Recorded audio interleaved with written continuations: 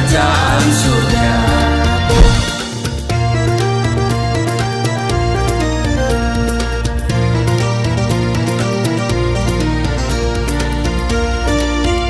Shalom Bapak Ibu, sahabat Galilea dan seluruh subscriber Galilea Network yang diberkati oleh Tuhan Yesus. Selamat pagi, apa kabar hari ini? Tentu semuanya dalam keadaan yang baik-baik saja ya. Saudara, sebelum kita beraktivitas hari ini, seperti biasa kita akan datang di hadirat Tuhan. Siapkan dirimu untuk datang dalam hadirat Tuhan pada pagi hari ini. Kita baca dan renungkan firman Tuhan. Mari kita berdoa. Bapa Sorgawi, Allah, di dalam nama Tuhan Yesus, kami muliakan namamu, datanglah kerajaanmu, jadilah kehendak-mu di bumi seperti di surga. Kami hendak membaca dan merenungkan firman Tuhan sebelum kami beraktivitas di sepanjang hari ini. Kiranya Engkau mengurapi kami dan memberkati kami, urapi hamba-Mu yang tidak ada apa-apanya di dalam nama Tuhan Yesus. Haleluya, amin. Saudara, kita membaca di dalam 1 Yohanes pasal 4 pada ayat 7 sampai dengan ayatnya yang ke-21. Saudara-saudaraku yang kekasih, marilah kita saling mengasihi sebab kasih itu berasal dari Allah.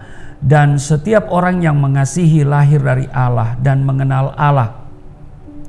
Barang siapa tidak mengasihi, ia tidak mengenal Allah, sebab Allah adalah kasih. Dalam hal inilah kasih Allah dinyatakan di tengah-tengah kita, yaitu bahwa Allah telah mengutus anaknya yang tunggal ke dalam dunia supaya kita hidup olehnya. Inilah kasih itu, bukan kita yang mengasihi Allah, tetapi Allah yang telah mengasihi kita dan yang telah mengutus anaknya sebagai pendamaian bagi dosa-dosa kita. Saudara-saudaraku yang kekasih, jikalau Allah sedemikian mengasihi kita, maka haruslah kita juga saling mengasihi. Tidak ada seorang pun yang pernah melihat Allah. Jika kita saling mengasihi, Allah tetap di dalam kita dan kasih-Nya sempurna di dalam kita. Demikianlah kita ketahui bahwa kita tetap berada di dalam Allah dan Dia di dalam kita.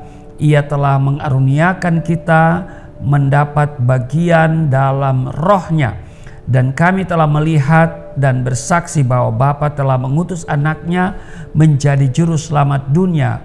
Barang siapa mengaku bahwa Yesus adalah anak Allah, Allah tetap berada di dalam Dia dan Dia di dalam Allah. Kita telah mengenal dan telah percaya akan kasih Allah kepada kita. Allah adalah kasih, dan barang siapa tetap berada di dalam kasih, ia tetap berada di dalam Allah dan Allah di dalam Dia. Ayat 17. Dalam hal inilah kasih Allah sempurna di dalam kita, yaitu kalau kita mempunyai keberanian percaya pada hari penghakiman, karena sama seperti Dia, kita juga ada di dalam dunia ini. Di dalam kasih tidak ada ketakutan. Kasih yang sempurna melenyapkan ketakutan, sebab ketakutan mengandung hukuman, dan barang siapa takut, ia tidak sempurna di dalam kasih. Kita mengasihi karena Allah lebih dahulu mengasihi kita. Jikalau seorang berkata, aku mengasihi Allah, dan ia membenci saudaranya, maka ia adalah pendusta, karena barang siapa tidak mengasihi saudaranya yang dilihatnya, tidak mungkin mengasihi Allah yang tidak dilihatnya. Ayat 21, dan perintah ini kita terima dari Dia, barang siapa mengasihi Allah, ia harus juga mengasihi saudaranya. Demikian 1 Yohanes pasal 4 ayat 7 sampai dengan ayatnya yang ke-21. Dikatakan di ayat 21, barang siapa mengasihi Allah, ia harus juga mengasihi saudaranya. Saudaraku yang kekasih, jemaat Galilea Community of Christ dan sahabat Galilea, serta seluruh subscriber Galilea Network yang diberkati oleh Tuhan Yesus, tanda utama bagi pengikut Kristus adalah memiliki kasih. Amin. Kasih yang bukan hanya digembar-gemborkan di atas mimbar atau terpampang di spanduk semata-mata, ya, melainkan kasih yang harus dinyatakan atau dilakukan. Nah saudara, Tuhan Yesus adalah teladan utama bagi setiap kita, sehingga kita pun wajib mengikuti dan meneladani Dia. Jika tidak, layakkah kita disebut sebagai orang Kristen? Mengasihi orang lain yang mengasihi kita adalah hal yang biasa, saudara. Semua orang bisa melakukannya. Namun inilah perintah Tuhan. Di dalam Matius pasalnya yang ke-22 ayat 39. Kasihilah sesamamu manusia seperti dirimu sendiri. Ini berarti sasaran kasih adalah siapa saja. Baik terhadap orang-orang yang seiman maupun orang-orang yang tidak seiman. Bahkan terhadap musuh yang mungkin dibenci oleh banyak orang, saudara ya. Kita pun diajarkan supaya mengasihi musuh, ya. Jadi kita harus mengasihi siapa saja yang baik terhadap kita maupun yang membenci atau musuh kita. Sebab di dalam Lukas pasalnya yang ke-6 ayat 27 dan 28 dikatakan, kasihilah musuhmu, berbuatlah baik kepada orang yang membencimu, mintalah berkat bagi orang yang mengutuk kamu, berdoalah bagi orang yang membenci kamu. Nah saudara, Tuhan Yesus adalah pribadi yang paling banyak dihina, dihujat, dibenci, dicela sampai hari ini. Ya saudara ya, Tuhan Yesus adalah pribadi yang diludahi, disakiti lebih dari siapapun yang pernah hidup di dunia ini. Sedari ia lahir, Raja Herodes sudah berniat hendak membunuhnya.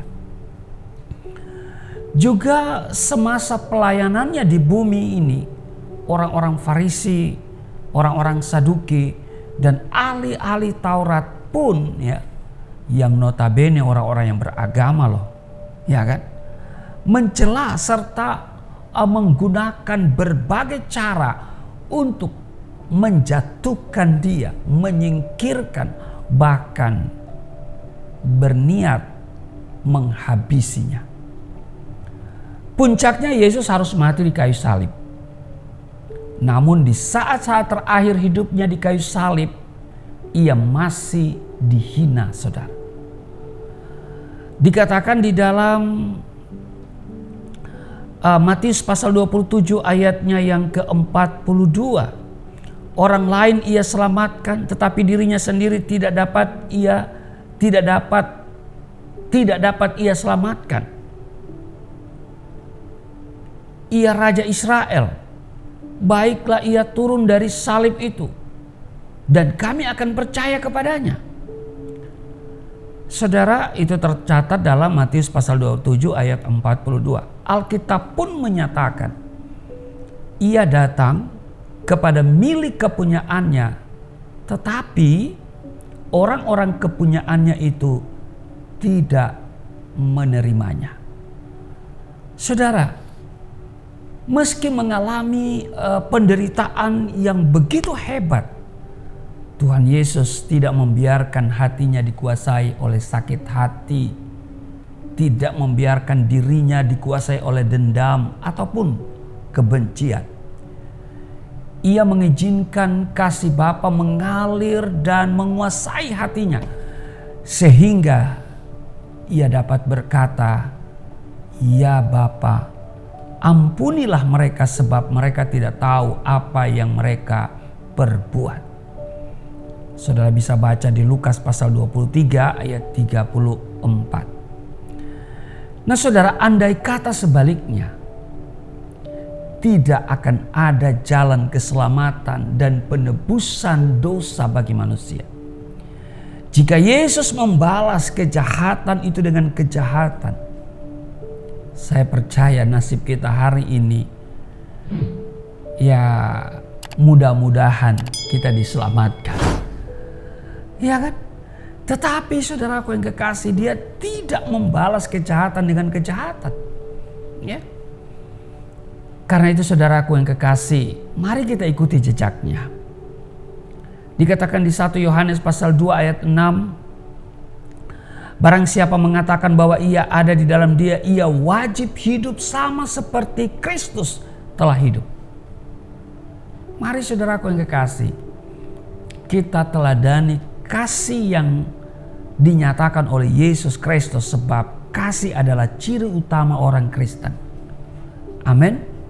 Kasih itu merupakan ciri utama orang-orang percaya. Kita meneladani Kristus yang tidak pernah membalas kejahatan dengan kejahatan.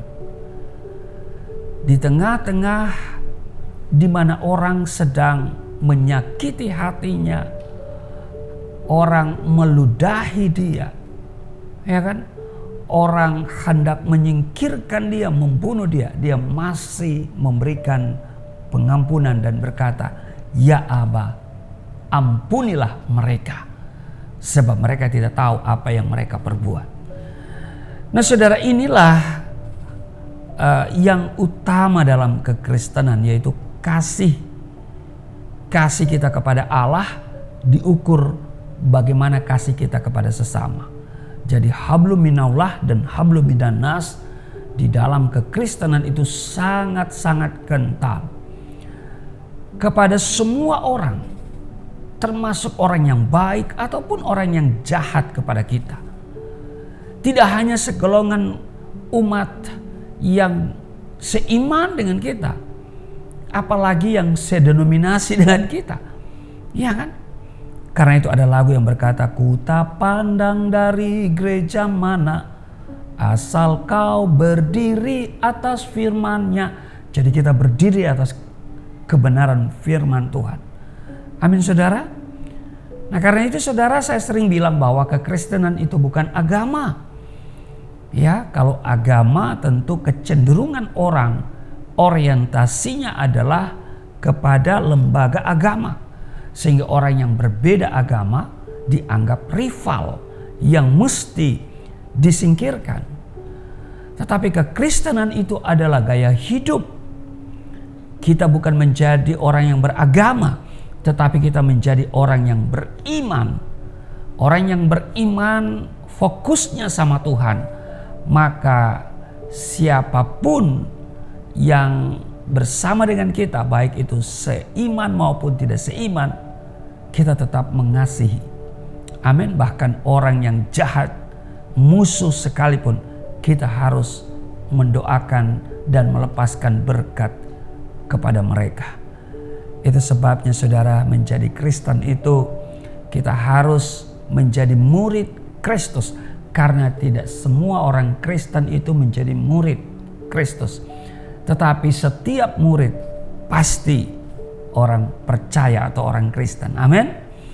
Mari kita memiliki kasih, ya, sebab kasih adalah ciri utama orang percaya atau orang Kristen. Tuhan Yesus memberkati. Mari kita berdoa.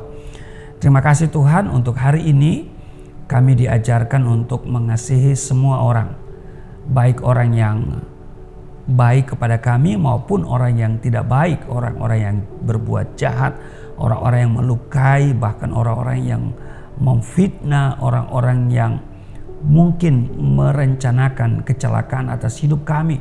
Kami tetap berdoa untuk mereka dan melepaskan berkat bagi setiap mereka. Terpujilah Engkau, berkati seluruh sahabat Galilea. Apapun tugas dan tanggung jawab mereka hari ini, Tuhan menyertai, Tuhan memberkati, dan Tuhan buat terobosan-terobosan dalam hidup mereka. Mereka mendapatkan promosi sehingga mereka naik dan bukan turun, menjadi kepala dan bukan ekor. Di dalam nama Tuhan Yesus, haleluya, amin.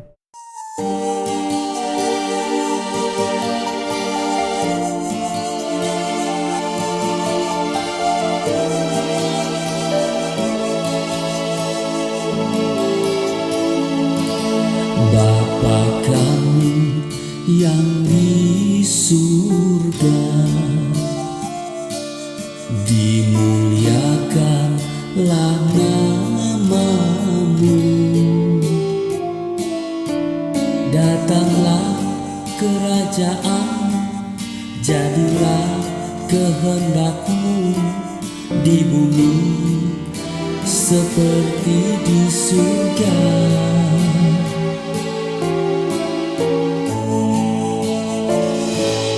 Berikanlah kepada